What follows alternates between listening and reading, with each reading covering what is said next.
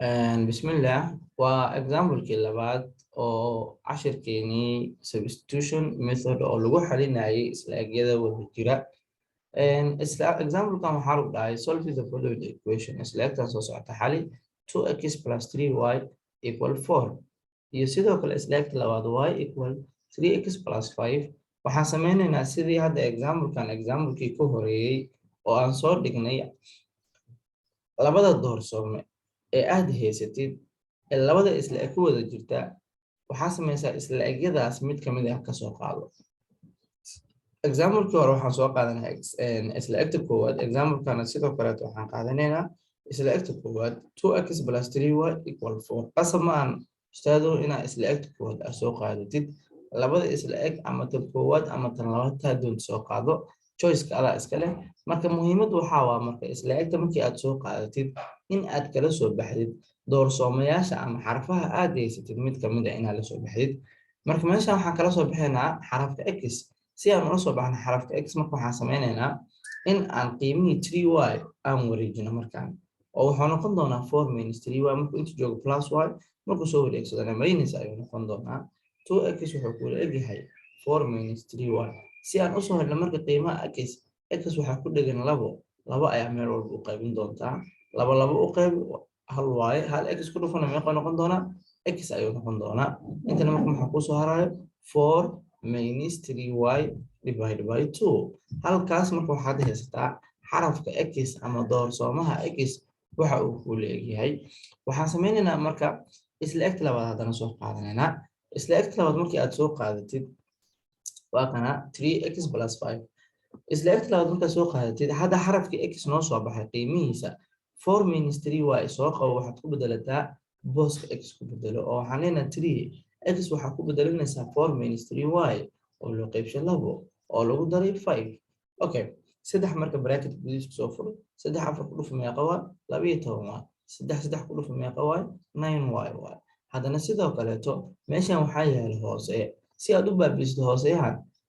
qiimo walba horgeliis ku dhufo 2y inta ku dhufo intana ku dhufo marka waxaad samayn doontaa 2 ku dhufo y horgeliisa waa ku dhufanay sidoo kaleeto ayadana horgeleeda ku dhufo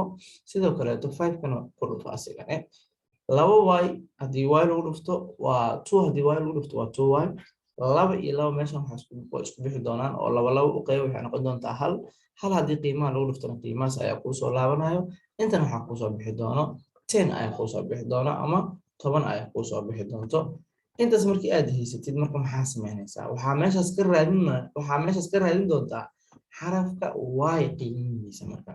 u fiirsa marka waxaa dhici doono inay isku baxaan labadan inta 2y kuusoo harayso intana 12 minus 9y kuusoo harayo 5 laba ku dhufana waa 10 sidii example-kii hore aan sameynoo kaleeto wax allaale wixii xaraf ah dhanka bidix iskugu keen wax allaale wixii tiro ahna dhanka midig iskugu geey marka yaa xaraf ah 2y dhanka bidix ayuu yaalaa sidoo kaleeto 9y dhanka midig ayuu kaa yaalaa minus ayuu haystaa soo wareej wuxuu qaadan doonaa asigana plus waxaa keenaysaa markaas dhankana keenaysaa inta maxaa kugu soo haraa marka 12 oo plus ah iyo 10 oo plus ah 12 plus 10 2y waxaad ku dartaa 9y wuxuu ku leeyahay 11y 12 waxaa ku dartaa 10 wuxuu ku leeyahay 12 si aad u soo hesho marka qiimaha xarafka y qiimihiisa y waxa ku dhigan meel walba qayb intana 12 u qayb intana 12 u qayb 12 iyo 12 hal ayaa isku qayb hal y ku dhufan maxaa ku soo baxay y equal 22 waxaad u qaybsaa 12 laba ayuu ku leeyahay marka qiimaha y waa 2 ayuu ku leeyahay marka dib waxaan ugu laabanaynaa haddana mar labaad x-kii koowaad aan soo helnay si aan marka u raadino xarafka x qiimihiisa waxaa soo qaadanaya isla egtii kow aan soo helno oo ahaa x wuxuu ku leeyahay 4 minus 3y divided by 2 booska y marka waxaa sameysaa ku bedelo y wuxuu ku leeyahay labo booska y ku bedelo waa ku bedelanay saddex waxaad ku dhufataa labo waa 6 marka meeshaan u fiirso 4 oo laga jaray 6 4 calaamadiisu waa plus maadaama uu plus yahay kana minus yahay tirada weyn tiradeed ka jar waxa ku soo baxayo laba ayaa ku soo baxayso tirada weyn calaamadiisana minus waayo jawaabtaada minus raacsi oo loo qaybshay 2 haddii minus 2 iyo plus 2 isku qayb maxaa ku soo harayo minus 1 sidaas awgeed x maxaa kula ekaanay marka minus 1. هذا السلام عليكم ورحمة الله وبركاته.